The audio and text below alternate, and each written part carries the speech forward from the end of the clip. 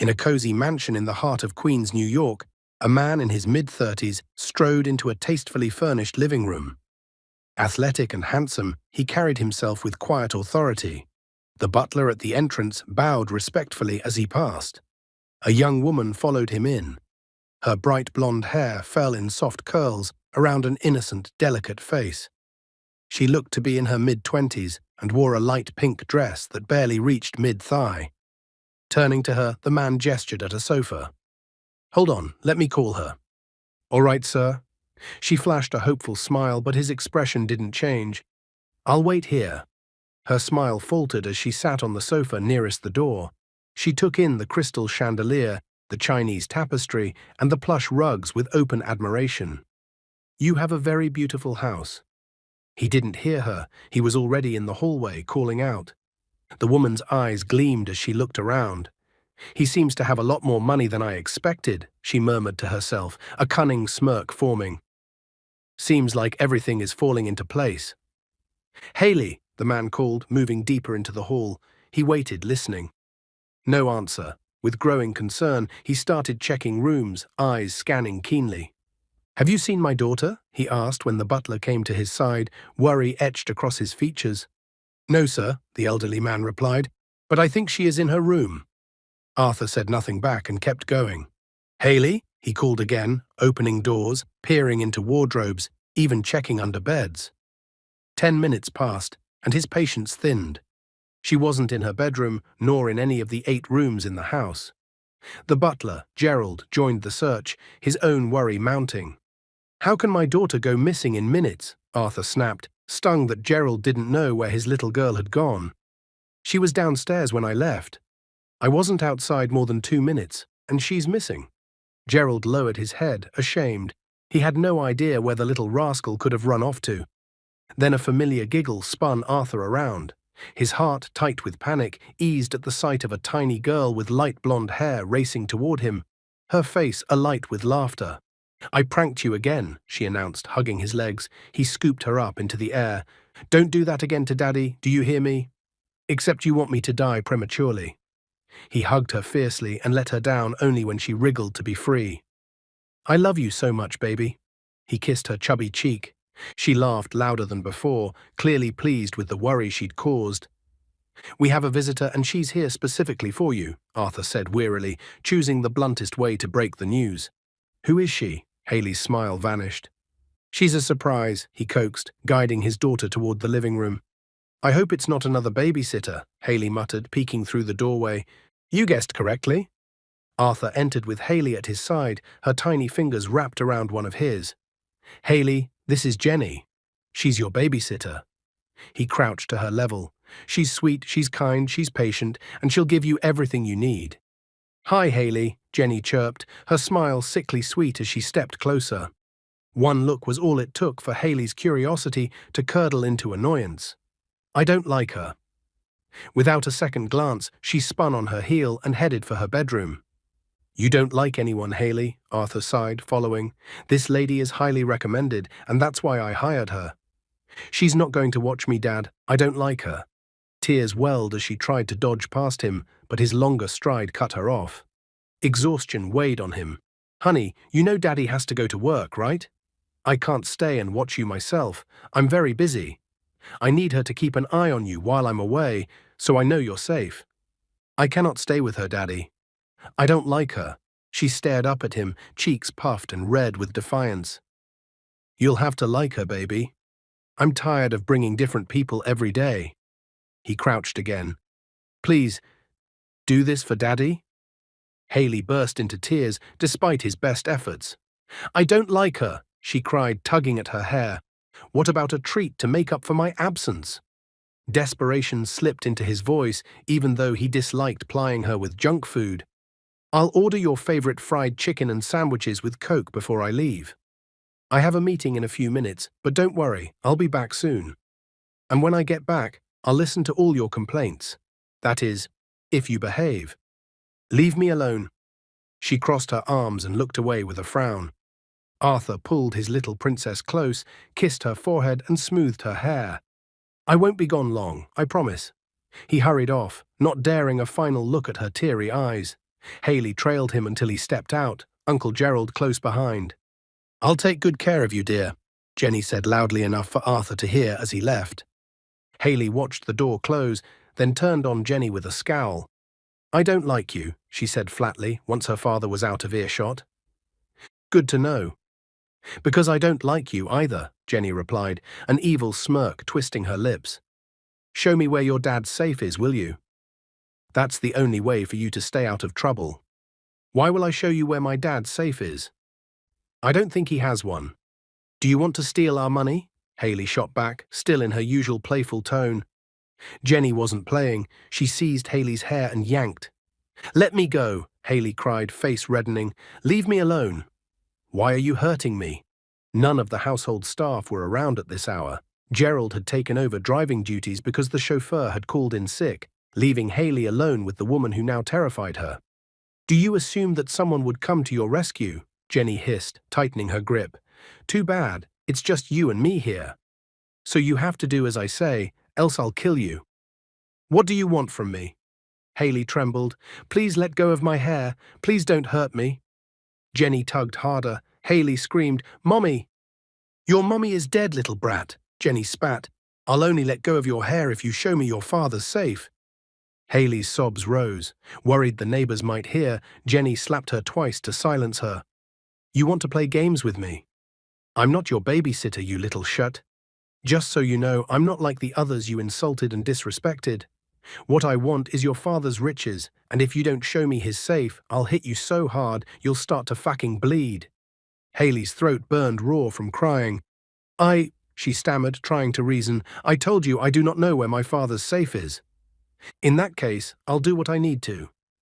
Jenny glanced toward the door as two hefty men stepped into the living room.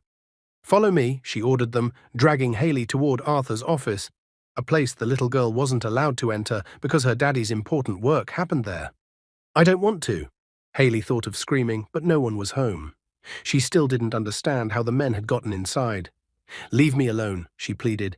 "My father will give you money if you don't hurt me."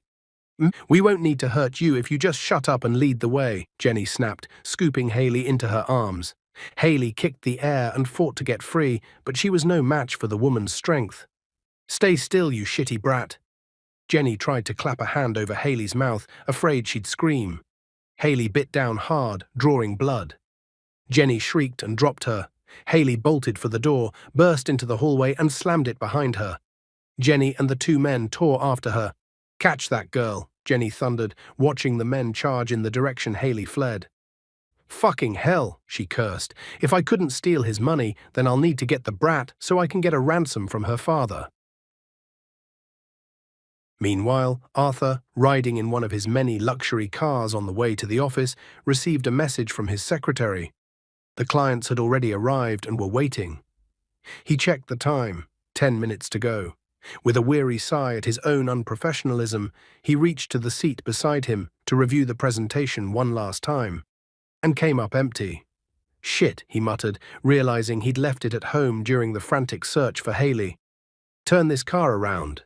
"We are going home now," he told Gerald, loosening his tie in frustration. Being a single father seemed far more troublesome than he'd imagined. Now he could only hope he made it back to the office in time, before the clients walked away from the contract. Kathleen heard her mother shout from downstairs, "Kathleen, why the hell aren't you ready yet?" The anger in her mother's voice carried up the stairwell. Kat smiled to herself, saying nothing as she hurried into her work clothes. Her mother kept scolding, irritated by the silence. "I asked you to change into something decent, and you're taking forever to get ready," her mother called, impatience sharpening every word. "You know how important the delivery time is for our customers. Get going already." Kat tucked her tea into her jeans, fixed her collar, and gave herself a quick once-over in the mirror. Satisfied, she jogged down to their family's fried chicken shop, where she worked as the delivery girl for her hard-working parents. "Kat, I don't want to keep reminding you that you have an important delivery to make. What's the hold-up?" her mother said, now truly upset. "If you do not come down now, I'll get mad at you." Kat stepped into the room at once, hugged her mother tight, and kissed her cheek. "Don't get mad, Ma. It's not good for your health." Her mother sighed as Kat picked up the carefully packed order from the counter. "I'm ready." Do I look good now? You asked me to change the other jeans because it was torn, Kat said. No, her mother replied, eyes narrowing as she looked Kat over from head to toe. This isn't any different from that last one, and what are you wearing? She came closer. Turn around. Kat did a full spin, showing the new jeans, her favorite black shirt, and the blue vest she wore for deliveries. Her mother shook her head, sad and disapproving. You removed torn jeans and wore normal jeans. What's the change? Do you not have any beautiful clothes? Mom, I'm going to deliver at the mansion. I'm not fishing for a husband, Kat said with a frown. This is what I always wear for deliveries, and you have never complained before. What's with the attitude today? You look like a thug in that jeans and black shirt. You should wear something nice, her mother sighed, eyes going far away.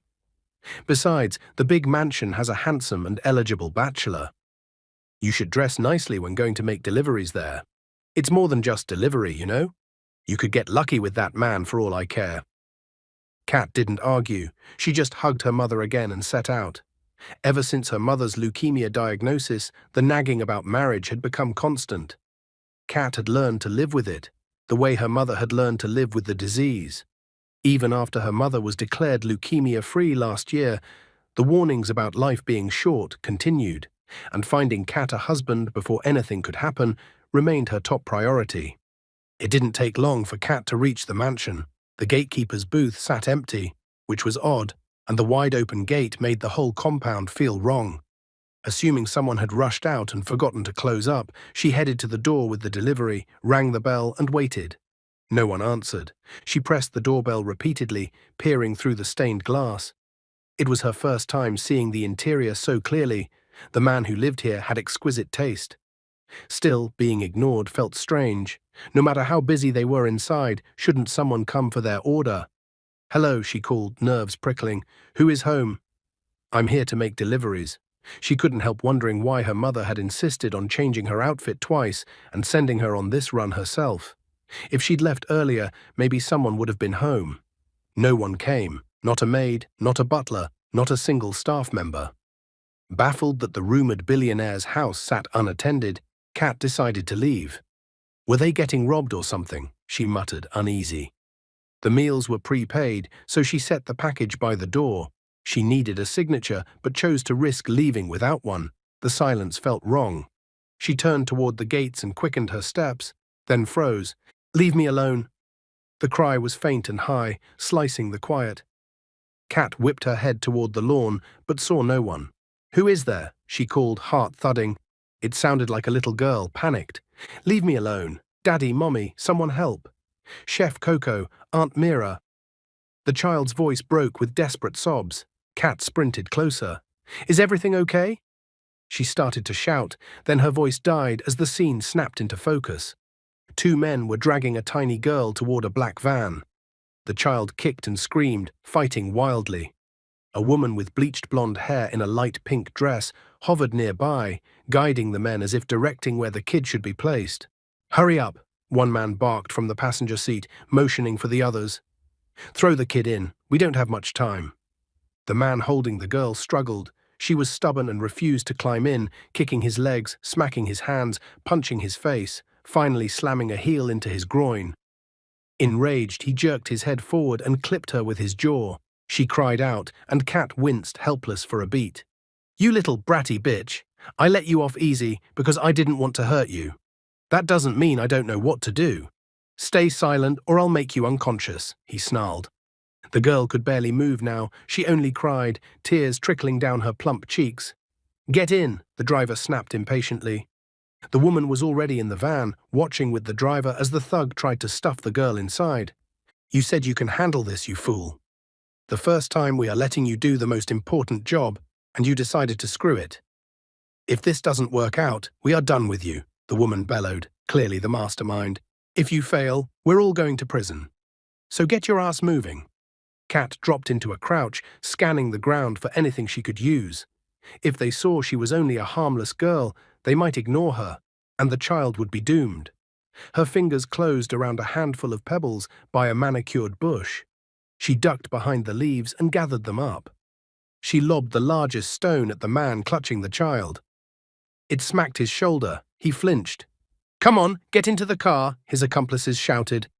Kat hurled another pebble. It pinged off the van. All three kidnappers snapped to attention, eyes raking the area. "What the fuck do you think you're doing?" "It seems like someone is here," the woman cried, both scared and furious, scanning left and right. Kat pressed her back to a tree, keeping out of sight. "Whoever the fuck you are, we'll kill you if you don't leave," the driver yelled to the air. "We have a gun here, and we are not afraid to shoot." Kat answered with more stones, thudding them against the van on purpose. "Shit, we need to get out of here. Leave the fucking girl," the woman yelled, slamming the door. Convinced they were rattled, Kat exploded from cover and charged the man with the child. He bolted the instant he saw her, aiming for the open gate and the street beyond. Kat yanked off a shoe and whipped it at him with all her strength. He staggered but didn't fall. He was fast. He would have outrun her if he hadn't been hauling a child. But she gained ground. An old athlete's muscle memory kicked in. She tore off her other shoe and hurled it. It smacked the back of his head. He stumbled and went down hard, still clutching the girl. The child had gone limp, which scared Kat more than anything. She grabbed for the girl, but the man's arm was a vice. Kat straddled him and swung, slaps, punches, anything she could land. He fought back, guarding himself and the child, refusing to release her. "Who the fuck are you?" he panted, still clinging to the girl. "Let her go." Kat drove her knee into his thigh. "You little filth." "You guys were trying to kidnap her, weren't you?" She didn't let up. "Let the girl go."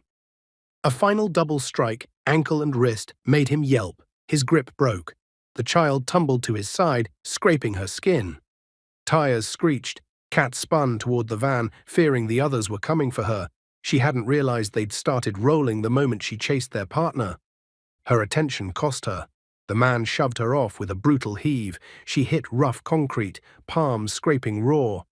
The van blared its horn. The thug scrambled up, sprinted to it, and leapt inside. The vehicle roared away, leaving a choking cloud of smoke. Coughing, Kat crawled to the girl. "Are you okay?" she asked, shocked at how much had happened in mere minutes. The girl looked up weakly, eyes barely open, a bleeding cut on her forehead. She was heartbreakingly beautiful. Kat couldn't fathom who would harm something so small and precious. The child suddenly clung to Kat with surprising strength. Kat's eyes widened, then she wrapped the girl in a tight hug. She still didn't fully understand what was going on, but she was grateful she'd been there to save her. "What's your name?" Kat asked. No answer. Only when the child's grip loosened and her arms fell limply to Kat's sides did she realize the girl had lost consciousness. Panic surged. "No. What's wrong? Are you okay?" Kat shook her gently. "No, no, someone, help me." She looked up and down the street in desperation. No one was there, no one to help her or the little girl. At top speed, Arthur's driver, Gerald, raced the car toward the house while Arthur's mind churned with the meeting already underway and the files he had left behind. His secretary could stall the clients. He just needed to grab the document. "You said it's in a few minutes, sir?" Gerald asked, as worried about the meeting as Arthur was. "Yes," Arthur sighed, checking his watch. "Any faster than this would be considered overspeeding, right?" "Yes, sir," Gerald said, wishing he could do more. "Don't worry, sir. We'll get there soon." When they passed one of the usual police checkpoints, Gerald pressed harder on the pedal, well over the speed limit, but they weren't stopped. "Wait here. I'll get the document and I'll be out in a few minutes," Arthur told him, then rushed inside. Unusual silence met him, something he only experienced when Haley was asleep. His daughter was vibrant, loud, always in motion. Maybe Jenny had finally gotten her to nap, or tamed her. Either way, he would be grateful. He neared the living room and halted. Something was off. The door stood open. An unopened food box sat by the threshold, dirty shoe prints tracked across the floor, leaving inky smears that sent a cold foreboding through his gut. "Isn't this the meal I ordered for Haley?" he muttered, baffled. "Jenny?" He couldn't make sense of it. "Haley?" Anxiety sharpened his voice. Alert now, he called again for staff. "Coco." But even the chef was absent. The entire house felt emptied of life. Every worker was gone, including those who lived on site. Signs of struggle marred the living room. An overturned table, shattered glass glittering across the floor, more shoe prints ground into the mess. Arthur's heart pounded while he tried to assess the scene through the rising panic. "Alvin," he called for his bodyguard, who had ridden back with him. "Sir," Alvin sprinted in within seconds. "You called me, sir. What's going on?" He took one sweeping look. "Goodness, what happened here? Have we been robbed? I'll get to the bottom of this right away." Ex-Navy SEAL and unflappable, Alvin was built for crises. But robbery wasn't Arthur's primary concern. "My girl is missing, and I need you to find her right now," Arthur snapped, still shouting Haley's name into the echoing rooms. Where was she? Where was everyone? "Haley is missing?" For the first time, Arthur saw panic flash in Alvin's eyes. "We'll find her, sir. I'll look for her immediately." "My daughter is missing." "Everyone is missing," Arthur bit out, even as he knew none of this was Alvin's fault. "I can't find anyone here." "Including the chef?" Alvin asked, stunned. "Every fucking person is missing, you fool. I think my daughter has been abducted." The words tore out, harsher than he intended, but any father would understand. "Sir," Alvin said, thinking fast, "when we were coming in through the gates, I saw tire tracks outside. I was going to point it out, but you seemed very busy and in a hurry. Those tracks might give us a clue. I feel like whatever happened here is related to the tracks I saw outside." "Show me where the tracks are," Arthur said, a fragile spark of hope flickering to life. Alvin dashed out. Arthur followed. "Right here, sir." Alvin pointed to bold, grimy tire marks that didn't match any of Arthur's cars. The residue looked sooty, just like the shoe prints inside. "This seems like tire tracks made by a van. Since it was parked here and footprints are leading to it, it means it might have to do with your daughter's disappearance." He paced, studying the impressions. "Why is this taking so long?" "They're probably driving away. Can we get going already? I don't want them to hurt my daughter. I wonder if Jenny is hurt or bound as well. And where the hell are the rest of my workers?" Arthur heard himself spiraling, rare for him, but the only family he had was gone, and he had no clue what had happened. Panic scoured the edges of his control. "Speaking of the track, I think it goes all the way down there toward that road behind the mansion," Alvin concluded, looking up with concern. "We can trace it and maybe know what direction they went." "Perfect, let's go." Arthur jumped into the car. Alvin slid in too. Gerald took the wheel without question. "Any second wasted is a threat to my daughter's life, so step on it," Arthur said, heartbeat drumming against his ribs. They followed the tracks at breakneck speed. Near the end of the trail, Alvin leaned forward. "Hold on," he said, peering through the tinted glass. "What is it?" Arthur scanned the same direction, tense with urgency. "The tracks ended here, sir." Alvin faced him. "There's a major road ahead with two bends, which means we'll need to go either left or right." "Shit." "I was about to ask," Gerald added. "Maybe they headed to the left. The right leads to a highway, and no sane kidnapper would go in that direction, knowing there are CCTV everywhere, and they could be easily traced at any point after we find out." "Actually?" Alvin kept looking through the window. "Wasn't Haley wearing a red dress with white dots on it? And a bow on her hair this afternoon when we left?" "I think so," Arthur said. "I think that's what she had on." This morning, during hide-and-seek, he'd been too distracted to register her outfit. Now he regretted it bitterly, knowing the details might help save her. His palms were damp against his pants as he waited for Alvin's reason. "Well," Alvin said, leaning farther out, "I see a woman carrying a girl in a brightly colored red dress down that road, and she's trying to hail a cab." "Where?" Arthur squinted where Alvin pointed and saw nothing at first. Before Alvin could reply, Gerald swung left and sped toward the spot. As they closed in, Arthur saw her, the woman Alvin meant, wearing a black polo, blue jeans, and a blue vest with more chicken on the back. She was holding Haley. "What the fuck?" Arthur didn't wait for a full stop. He leapt out. "What do you think you're doing with my daughter?" he shouted. The woman noticed the car and started edging away. "Hey," he yelled, chasing her, "what do you think you're doing with my daughter?" "You abducted her." She looked terrified and veered to cross the street, but Alvin materialized in front of her, cutting off her escape. "Get the abductor, Alvin," Arthur ordered. Alvin gripped her shoulders. Then Arthur saw the blood on Haley's forehead. Ice poured through his veins. The woman turned toward him, eyes shining with relief. "Are you her father?" she asked with a breathy sigh. "Thank God you're here." "My name is Kat, and I'm—" Arthur didn't care to hear what he assumed was a lie. He wrenched Haley from her arms, clutching his little girl tight. "I don't want to listen to you filthy lies," he snapped. "You kidnapped my girl. You hurt her. I guess your van broke down and that's why you were trying to flee by a car." "What?" "No," the woman cried, panic rising. "That's not what—" "And even though I caught you red-handed, you're still trying to deny the obvious," he spat. "Do you think I am so stupid?" "No, please," she begged, green eyes desperate. "Listen to me. I'm—" Arthur turned away, signaling Gerald to open the car door. For once, forgetting the documents had proved a blessing. He'd arrived in time to save his child. "This is a misunderstanding. Please," the woman kept saying. "I saved your girl." Arthur whirled, Haley's limp body pressed to his chest. "What annoys me the most is the audacity with which you can lie. What do I look like? A fool who would fall for your tricks?" he hissed, then called, "Alvin." "Sir?" Alvin held the woman fast as she struggled. "What should I do with her?" "Make sure this woman ends up in jail," Arthur snapped, meeting those frightened green eyes. "My daughter is my life, and you do not mess with her and get to walk away freely. Alvin, I need you to put her in prison. Do you understand?"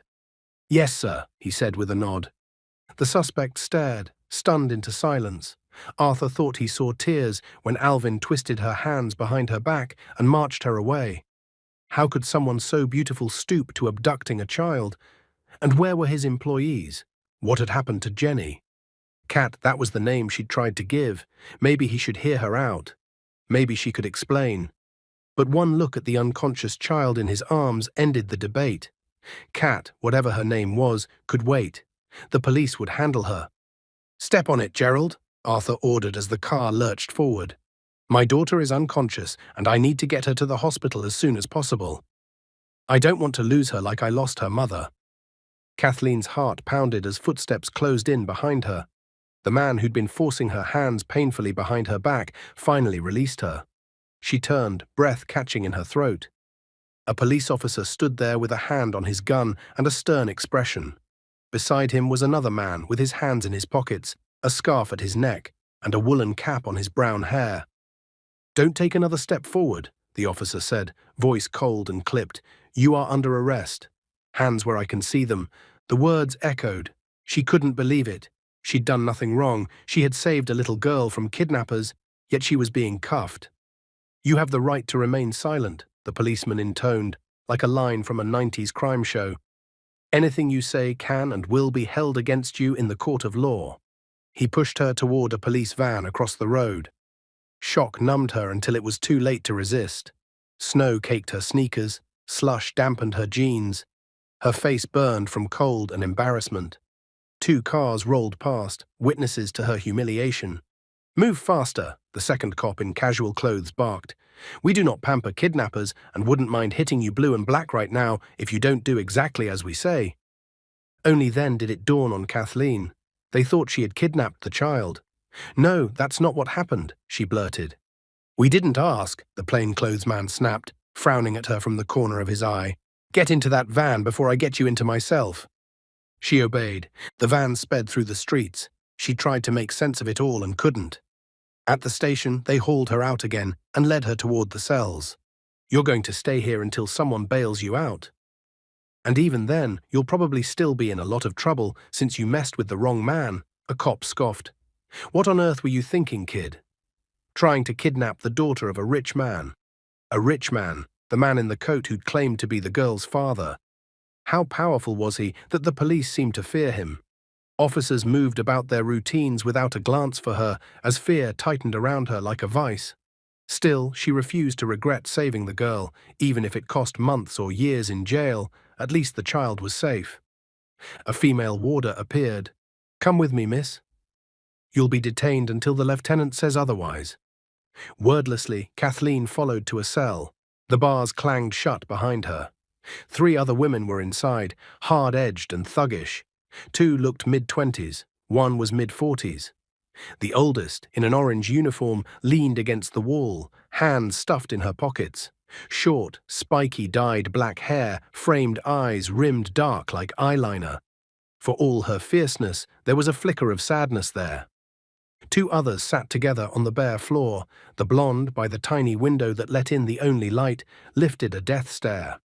Her knees were ripped, a snake tattoo coiled around her elbow, a scar slashed her left cheek. Cold eyes with a lonely core. The third, a plain brown-haired woman, stared at the floor as if a movie played there. The lights seemed to cut each time the door opened. When they settled on again, Kathleen sank onto the spot nearest the door, head bowed, hoping to avoid trouble. God only knew how long she'd be here. Half an hour later, the lights snapped off, the door creaked, and another warder spoke harshly. "Your mother and friend are here for you. Come with me." He uncuffed the door, cuffed her wrist, and guided her to the main area where officers clustered. Her mother paced, anxious. Beside her stood Cole, Kathleen's childhood friend. "Oh, my dear," her mother cried, crushing her in a hug. "How did you get here? It doesn't make any sense that you would do anything to warrant imprisonment." "I thought as much," Cole added. "What are they charging you for?" The warder answered for her. "She is accused of attempting to abduct a child." "It's not just an accusation. She was caught red-handed with the child." "That's not what happened," Kathleen burst out, silenced at once by a cop's hard stare. "Keep quiet," he said, lifting his baton. To her mother and Cole, he added, "It's a very serious offense, and there's nothing I can do about it, unless the child's father says otherwise." "This doesn't make any sense," Cole snapped, and Kathleen prayed he wouldn't lose his temper. "Exactly," her mother said, nodding. "She's a very young woman and can have her own children, so why would she abduct someone else's?"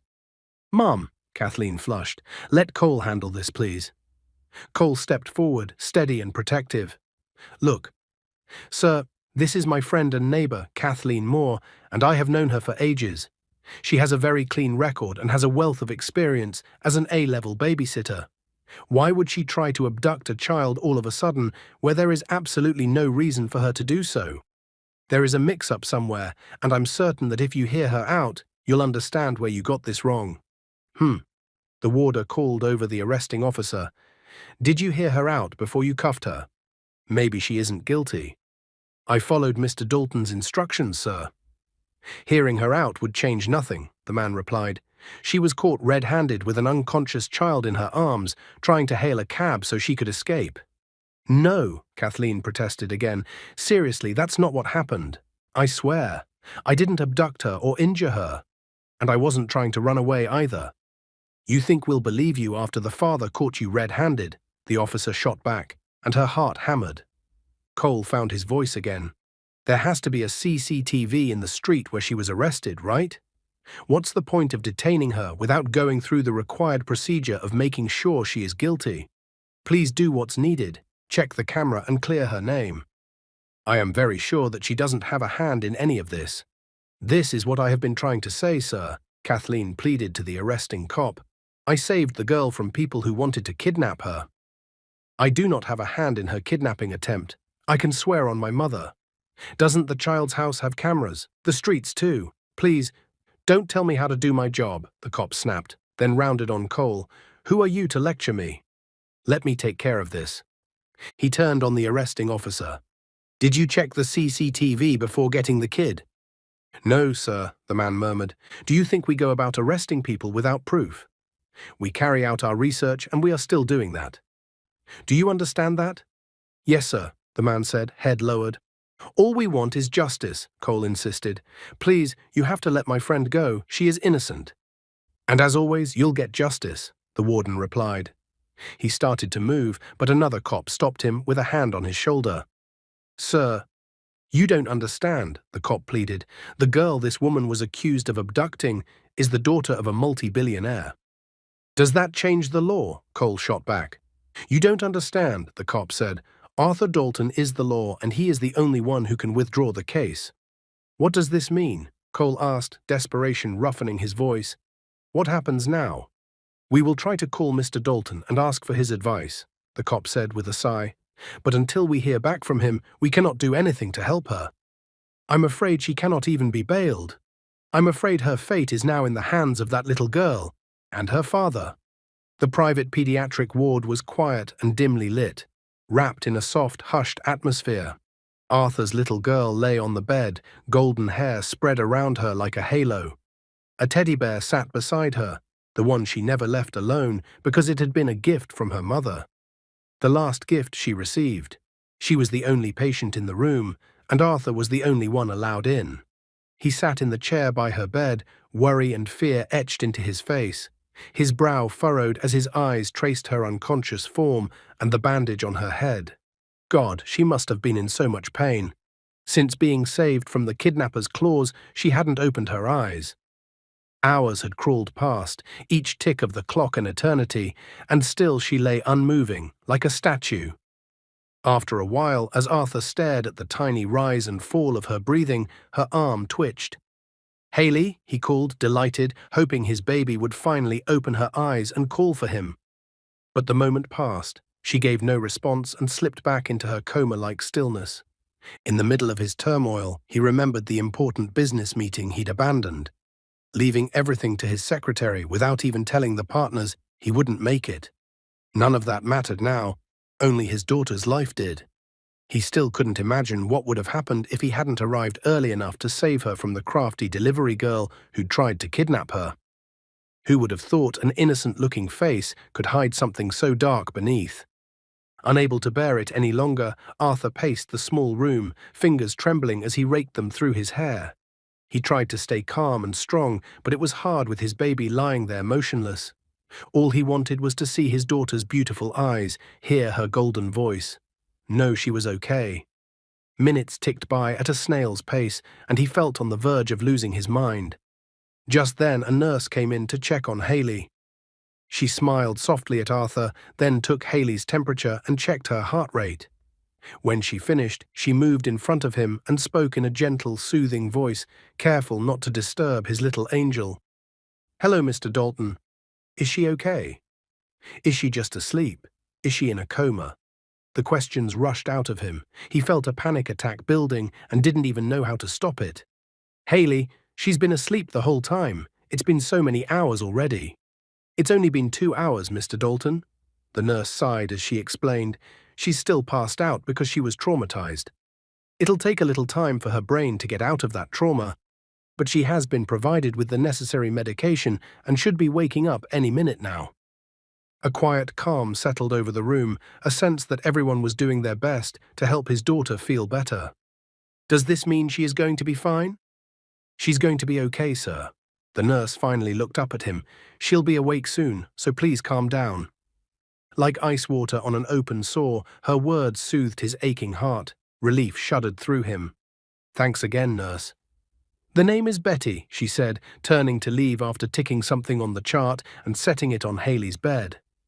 As Betty walked out, hips swaying as if on purpose, Arthur looked back at the bed and met his daughter's bright blue eyes, the same blue she'd inherited from her mother. Haley. He was shocked to find her awake. If the nurse hadn't already left, he would have called her back instantly. "Haley." He rushed to the bedside and held her tiny hand as she looked around, confused. "Yes, Daddy." "Where is this place?" She looked from him to the curtain rails, to the child-sized furniture, her gaze finally landing on the balloons beside her. "Is this—" She squinted. "You're in a hospital." He helped her sit up on the pillows, angling the bed so she wouldn't hurt her back. Seeing her awake calmed him. At last he could breathe again. "What am I doing here?" Her brow rose in confusion. "You got hurt, baby. Do you remember what happened?" He reached for the telephone to call the nurse's station. "But right now, all that matters is that you're fine and safe." A woman's voice answered the call. "Betty, am I right? Please come to the private pediatric ward at the far end of the block. My daughter is awake." Betty was swift as a bird. In under a minute, the door burst open and she appeared, breathing in shallow pants. "Is everything okay, sir?" "Oh, she's up. That's great news. She should be strong enough to go home in a few minutes." "Go home?" Arthur stared at her. "But you guys did nothing. No tests, no scans, absolutely nothing. She can't be home just yet. She just woke up. We have confirmed her medical records with her doctor, sir." Betty said tightly. She is fine and ready for discharge. How did you confirm her records? With a stethoscope, he asked incredulously. What about a CT scan? An X-ray, perhaps? Mr. Dalton, your daughter is fine, the nurse emphasized. There is no need for any more tests. We have done what we could and everything came out positive. Where is the doctor? Arthur asked, irritated. Call him now. I want to talk to him personally. The doctor is on his lunch break, sir. Her tone frayed, though her smile remained. I'll let him know that you requested a visit as soon as he returns. Never mind. Arthur decided to call the doctor himself. Why assume his child was fine after such a traumatic incident? A pulse check and a monitor glance weren't enough to reassure him that his baby was okay. It's not necessary, Mr. Dalton. As you can see already, your girl is doing just fine. She tried to dissuade him, but he had already called. The doctor was on his way. Is everything okay, Mr. Dalton? Dr. Peter asked a few minutes later as he entered, expression grim. Please, check on my daughter. She just woke up. He went to Haley's side, greeted her with a smile, and asked a few questions. He performed quick tests, moving a finger before her eyes to check focus, listening to her heart with a stethoscope. After a few minutes, he returned to Arthur. Your daughter is fine, Mr. Dalton. Dr. Pete smiled. She's ready to go home. Even that wasn't enough for Arthur. He wanted more scans, more proof, complete reassurance. The hospital felt infuriatingly lax. He wanted a thorough medical checkup for heaven's sake. Dad, Haley called in her high-pitched voice, snapping his attention to her. You're making a fuss about nothing. I told you that I'm fine. I don't hurt anymore. Please just take me home already. You don't understand, baby. You're all I have. He pleaded as he went to her side again. Please, just do the tests so that I can feel relieved. He had lost her mother not long ago, the love of his life, so suddenly that he still wondered how it had all happened. He would not risk his daughter's life for anything. He needed proof that everything in her little body was perfectly fine. Okay, I'll do it. You know I would do anything it takes to see you happy, Daddy. She smiled and a huge weight lifted from his shoulders. Thank you, baby. He sat on the bed and wrapped her in his arms, feeling the warmth of her tiny body as everyone else slipped out to give them privacy. After a while, she broke the comfortable silence, easing from his embrace and looking up at him with wide blue eyes. What happened to the nice lady who saved me, Daddy? What lady? He had saved her from the kidnapper himself, hadn't he? What was she talking about? The lady, Daddy, the one who saved me from those bad men, she exclaimed, eyes round with awe. And would you believe that she got injured while saving me? I wonder if she is okay. Jenny. Was she talking about the new nanny? Jenny had been missing from the scene. Had she been hurt somewhere? If so, she deserved to be rewarded. I didn't see her when I came to save you, dear. I saw the kidnapper, though, he sighed, but don't worry about her. I've put her behind bars. Haley bit her lip. I hope she's fine because I'm very worried about her. She's hurt too. Arthur kissed her forehead. I'll text her and ask her what happened. Don't worry, baby. And I'll make sure she gets adequate medical attention. I'll also make sure I appreciate her for saving you. I do hope she's fine. Such a sweet lady. Text who? I didn't know you had her number. Of course, I have Jenny's number. No, Haley frowned immediately. Jenny was the one who tried to take me. I told you I didn't like her, but you wouldn't listen. As soon as you left, she brought in a man, and they tried to take me away. She even slapped me. Arthur stared. Haley, are you trying to say that Jenny tried to kidnap you? Yes. Haley nodded vehemently. But then there was this other lady in blue jeans, the delivery lady, I mean. She was the one who saved me. She sounded angry now, even though he still couldn't fully grasp it. It doesn't make any sense, baby. The lady in the blue jeans was the one I saw you with. She had probably hurt Jenny, then attempted to escape with you. That's not what happened, Haley nearly screamed. I don't know what she came to do at our house. I think she came to deliver food. That was when I saw her. She ran after me when that man tried to take me with them inside their big black car. But she saved me. But then I fell. And I don't remember what happened next. The fog of confusion slowly unfurled as the weight of Haley's words and the tangled web of the day finally clarified before Arthur's eyes. And that was when he realized he had put the wrong person in jail. Arthur studied his daughter carefully. "Are you sure you remember everything correctly?" he asked, wanting to be sure. "I want to know if you remember who Jenny is." "Jenny is not the name of the delivery lady. She is the babysitter I hired to take care of you." How could this be happening? Jenny was the kind of babysitter with awards to her name. She had worked for celebrities and top people in society. Had he been deceived by a fake profile? Or had the woman he hired never even made it to the house? Everything felt confusing. "Of course, I know who Jenny is. She is the ugly little lady that you forced me to stay with. I remember her," Haley snapped, clearly angry at the woman. "Why don't you believe me, Daddy?" "I'm telling the truth. I trust you, baby. I'm just trying to understand correctly."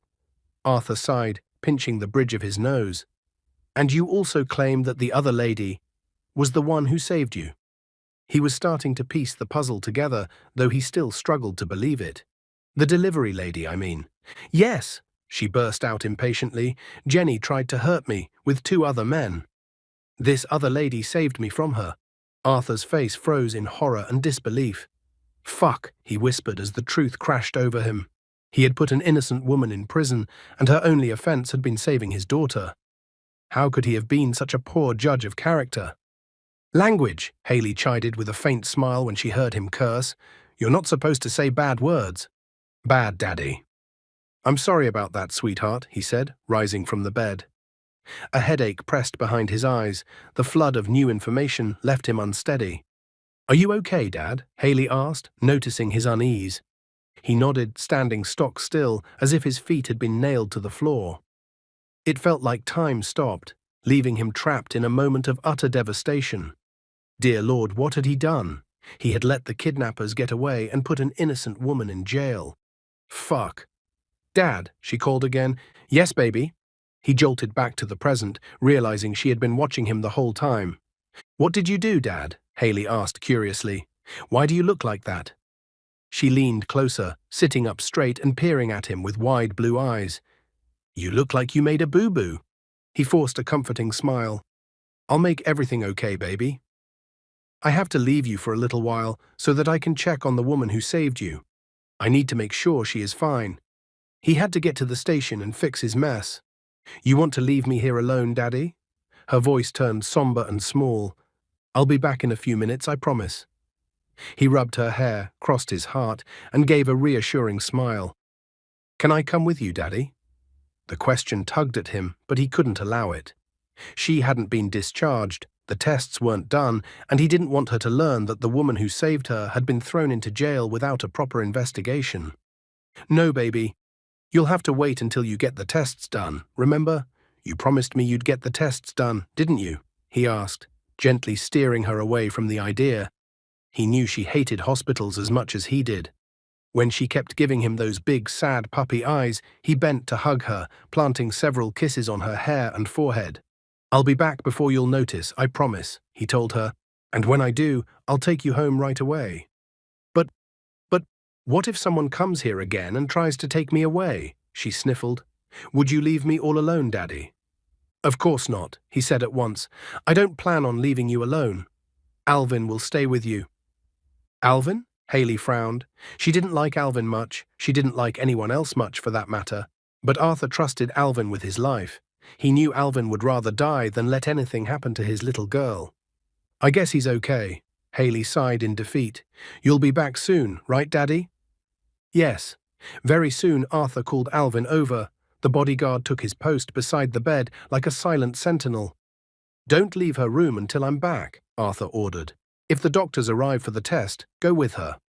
"Yes, sir," Alvin snapped to attention. "I won't let her leave my sight." Arthur nodded, left the room, and told Gerald to drive to the police station as soon as he got into the car. Gerald pulled out immediately, speeding through the snowy streets. Minutes later they arrived.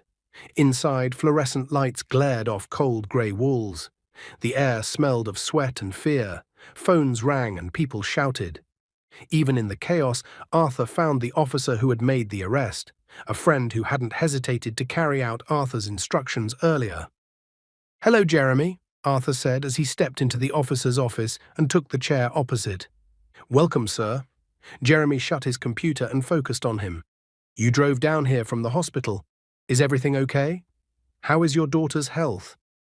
"Haley is fine," Arthur said, waving the concern away. "Tell me about the woman from this morning." "Sir, the family of the supposed kidnapper I arrested came here not long ago," Jeremy explained. "They want us to look at the security footage from the location so we can determine if she's the culprit or not. I was going to call you sooner, but I figured you'd be very busy with your daughter, so I held off a bit." "Good." Arthur inclined his head. "I came because I realized what I did was not fair to her or her family. I acted on impulse. Even though I, supposedly, caught her red-handed, we should have been sure before arresting her. Haley tells me she isn't the culprit." "I see," Jeremy nodded. "What do we do then?" "Do as the woman's mother and friend suggested. Let's check the cameras." Jeremy agreed and phoned the front desk. "The man whose daughter was abducted is here now." "Please come inside my office," he said. Minutes later, a handsome, blue-eyed man with brunette hair entered, followed by a middle-aged woman. The man's crisp white shirt and rumpled jeans couldn't blunt the scorn in his gaze. "Mr. Dalton," Jeremy said. "Yes?" "This is Cole. He is friends with the culprit. And this is her mother." "My daughter is not a culprit," the woman snapped. "Sorry about that," Jeremy said, nervous. "Let's go to the CCTV monitoring room to check the footage. That's the only way we can tell if she's a culprit or not." Cole and the older woman followed closely. Arthur and Gerald came behind. In a small room lined with screens, the officer cued the feed overlooking the road where Arthur had recovered Haley. Silence fell as the footage rolled. It was exactly as Haley had described. The woman ran after the kidnappers, hurling her sneakers to make the man release Haley. She risked so much, keeping the child out of the men's grasp. And then, just as Haley had warned, Jenny's face appeared, peeking from the open van door as the abductor ditched Haley and sprinted back to the vehicle before they sped away. "Fuck," Arthur seethed, at the sight and at his own foolishness for trusting that woman. "Do you see it now?" Cole asked, voice hard. "That my friend isn't the culprit." He was right. The woman wasn't the culprit. Now it was on Arthur to fix the mess and to restore her honor. Kathleen's auburn hair fell over her shoulders like a curtain, hiding her face from the other inmates. She had sat in silence for hours while tears streamed without stopping. Why was she being punished for things she hadn't done, and with charges that weren't simple? Her eyes were red-rimmed, dark circles bruised the skin beneath them, and she still wore the wrinkled, stained clothes she'd been arrested in. Many hours had passed since the incident, and hope of leaving the cell was fading. Maybe the man had been right when he'd warned she could be here a very long time. He was wealthy, after all. She's going to end up with a splitting headache, tired and weak if she doesn't accept her fate. The oldest inmate murmured to the others, both of whom were watching Kathleen too. "I cried too. She'll learn, she'll accept her fate, she'll adjust. She has no reason to be dramatic," the youngest, innocent-looking at first glance, replied coolly. From behind her hair, Kathleen listened. The trio had seemed like some kind of gang, but hearing them now, and realizing they'd been quietly observing her, she felt no hostility from them. Maybe they weren't so bad after all. The lights in the room flicked off, and footsteps approached. Kathleen lifted her head from her miserable hunch and focused on the door as 4 men and a woman entered. Faces she recognized immediately. There was the impeccably dressed man who had gotten her arrested. Beside him stood her mother, visibly shaken and looking as if she might faint. The policeman who had refused to hear Kathleen out led the way, gun holstered, baton in hand. And last was Cole, her best friend, his expression tight with worry. Kathleen went pale at the sight of the man who had put her in jail. His handsome face showed no remorse, only his hazel eyes looked like a turbulent storm barely contained. She couldn't read the emotions there, and she didn't care to. His presence meant only one thing: the case had moved. "Miss Kathleen, you're free to go. We are so sorry for the mix-up. As always, we carried out our investigations and we realized that we had the wrong person," the policeman said in a regretful tone. "We are so sorry that you had to be in here for so long." On behalf of Mr. Dalton and myself, I apologize sincerely for the misunderstandings.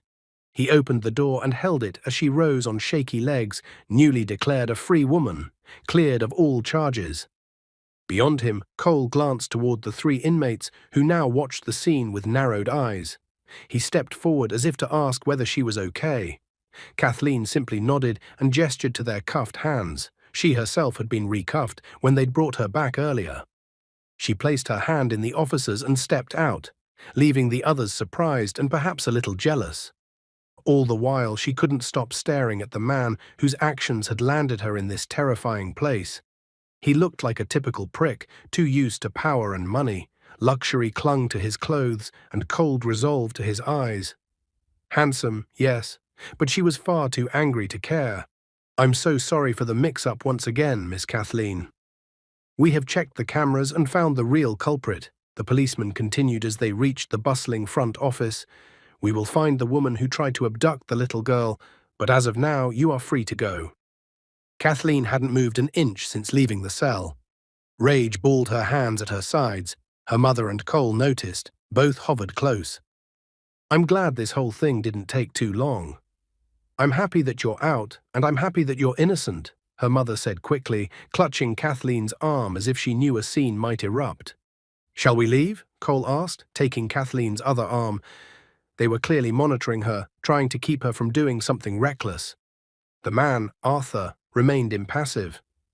Briefly, his gaze dipped to Cole's fingers around Kathleen's arm, then lifted to meet her eyes. Instead of the apology she expected, Arthur studied her as if she were a bug under a microscope. His eyes traveled over her hair, her skin, her ragged jeans, pausing on her polo shirt. He said nothing, quietly judging her like dirt beneath his feet. Fury surged when he turned as if to leave. Was he really going to walk away without an apology? After everything? How audacious was this? "Excuse me," she shouted, stopping him mid-step. "Mr. Dalton, I think you're forgetting something here." He turned slowly, a frown carving his face. Kathleen felt her mother and Cole freeze beside her. Even the policeman's mouth fell open at her audacity. She pressed on anyway. "You harassed me without making sure if I was actually the guilty one, and you wished to leave without even apologizing. After all the humiliation I just went through." Arthur stayed stone-faced, eyes narrowing as he slid his hands into his pockets, offering neither apology nor remorse. Was it so hard to admit he was wrong? Wasn't he a father? What example was this? Her anger spiked. She pulled free of her mother and Cole, marched up to him, and stood toe-to-toe, meeting his gaze without flinching. "Mr. Dalton, I saved your daughter. If I hadn't intervened, she would be somewhere in the den of those kidnappers who would probably be leeching money off of you as we speak. But instead of thanking me, you threw me into jail. Do you know the implication of this, sir? It is because of people like you that people all around the world are afraid to get involved with what is just and righteous. Because instead of appreciation, innocent people get thrown into jail, just because they have power and money," she snapped. "And you know what else you did? You gave me a criminal record. In my little community, scandals spread like wildfire. Virtually everyone would have heard by now that I had kidnapped a child. My reputation is ruined. You also cut my chances of getting a high-paying job ever again, because who would want to hire an ex-convict? Well, what can I say? Thank you for your kind gesture." "Easy there, ma'am," the policeman tried, though even he couldn't deny she was right. "Easy? For what exactly?" "For stating the truth," she fired back, making him wince. "You know as well as I do that everyone will now look at me like I was some kind of criminal. And guess what? I don't even have the money to buy people's favor like he does. So I guess I'm doomed anyway." "Easy there." At last, a thread of remorse entered Arthur's voice as he spoke for himself. "For starters, you do not know anything about me. You do not know my past, nor do you know why I reacted the way I did, especially when I found my only daughter, bleeding and unconscious, in your arms as you tried to hail a cab. That's grossly unfair for you to judge me by my behavior right after I caught up to you during such a crucial time. Don't you think so?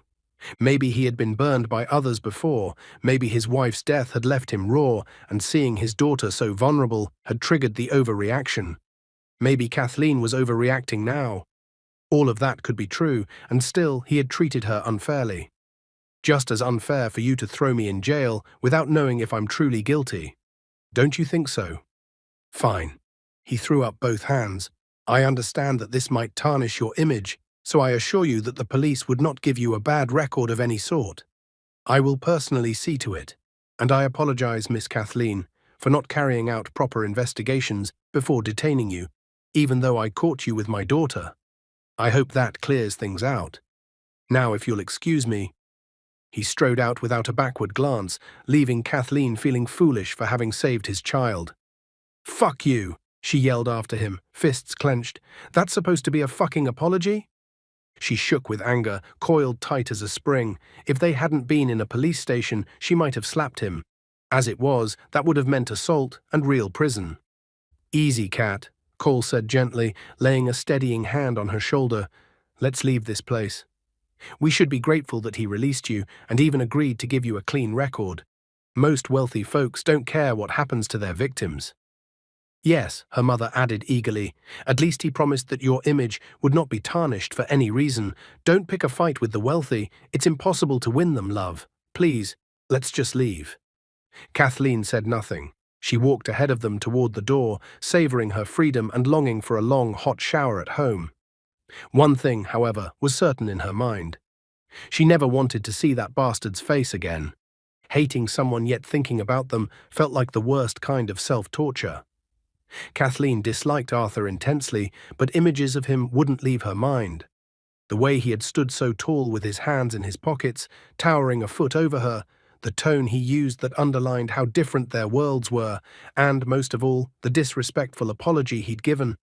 Those were impossible to forget. He had said he would do his best to keep her image clean, yet the story spread through their small town anyway. When she walked past neighborhood kids who used to run to her for warm hugs and chicken crumbs, she got whispers and shared glances instead. Some of the dramatic ones even sprinted for home whenever they saw her coming. Every greeting earned her a distasteful look where smiles used to be. Clearly, parents had warned their children to stay away from her. Hello, Miss Cat. A little boy, once one of her favorites, had chirped yesterday with his usual smile. Before she could answer, his mother scooped him up and hurried off without a backward glance. When Kathleen called after them, the woman quickened her pace toward the old car where the boy's father waited. He stepped out, lifted his son, and drew his wife close, shielding them as if Kathleen were a maniac. Did she come too close? He whispered to the boy, loud enough for Kathleen to hear. Those small acts cut deeper than words. She hadn't realized she was crying until tears blurred her vision on the walk home. She shut herself in her room and wondered how long she would be treated like a criminal. How long before the neighbors forgot the rumors? Her mother had tried to explain when people asked about the incident, and Kathleen had tried too, but no one seemed to accept the truth. Proving her innocence felt useless. Their family business suffered next. Sales at the restaurant plunged after word spread that she'd been jailed for a supposed abduction.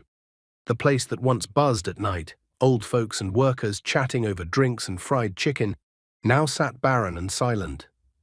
Bills piled up, debts grew, and the numbers kept sliding. If things continued, they'd be bankrupt in weeks. That morning, as always, Kathleen set tables and readied the phone lines for orders. In the past, the day would take off instantly with calls and deliveries.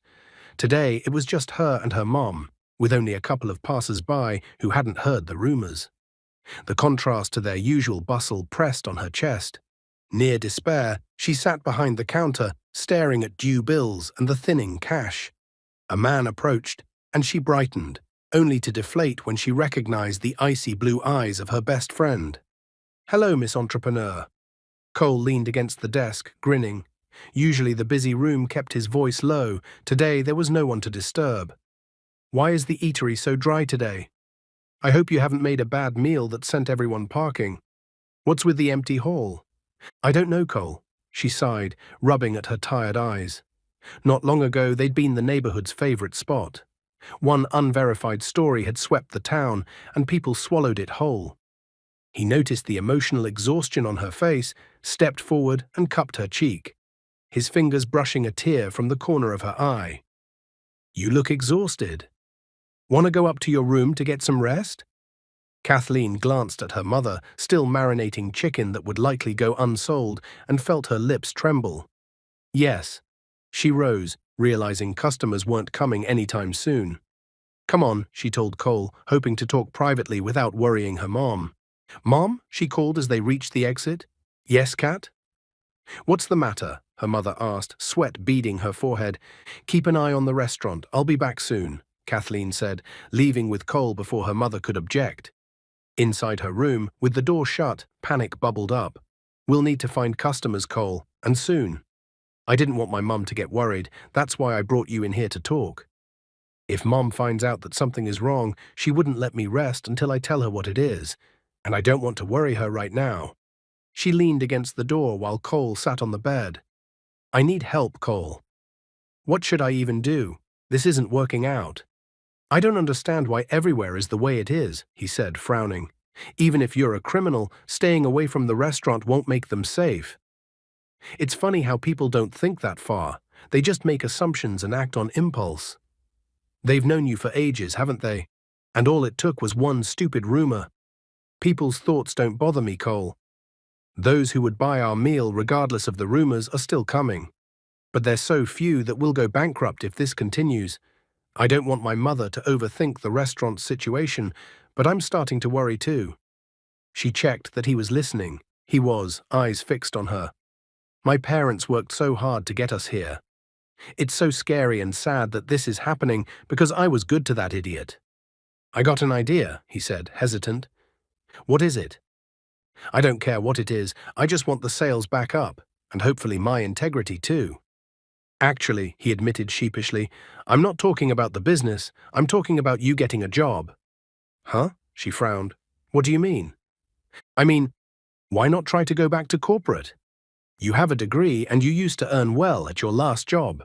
I'm sure there are companies out there looking for experienced employees with high pay. She tilted her head, considering. It's a scary option, but desperate times, right? But if I go off to work, who would fill in for me as the delivery person? We can't afford to hire anyone while trying to keep the restaurant afloat. Don't worry about the deliveries. Cole smiled. I'll do the delivery for the restaurant, as long as you are looking for a job. I'll do anything to support you guys, you know this. You used to have a great job in a corporate firm. Why don't you try going back there? You know why I lost the job already, she sighed. I was fired because I was busy tending to my family. I recall now, he said softly. Your mom's chemotherapy session, was that not it? Yes, she nodded. They already hired someone else to fill in for me, as I was gone for too long. Still, he was right. She needed a job. She could do a lot to coax people back to the restaurant, but she couldn't force them. Until the scandal wore off, another paycheck might keep them afloat. Try getting another job, Cole pressed, determination bright in his eyes. I'll help with the deliveries.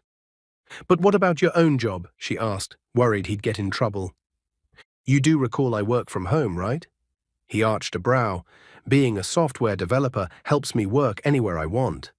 I don't mind delivering for your parents. If you feel bad, think of it as payback for middle school, when you saved me from the bullies. The memory made her smile. Cole had been the cute, chubby kid other boys picked on. She'd often stand beside him. Fine, if you insist, she teased, but remember that you'll be working as a delivery guy. Don't end up eating all the fried chicken from the restaurant, or you'll never be able to find a girlfriend. He knew she was pulling his leg. They'd joked like this since childhood, but an unreadable emotion flickered in his eyes as he looked up at her. Cat dash dash. Before he could finish, a voice called from downstairs. Kathleen, come down, right now. It was her mother, and the urgency in her voice sent Kathleen moving before she even knew why. To be continued.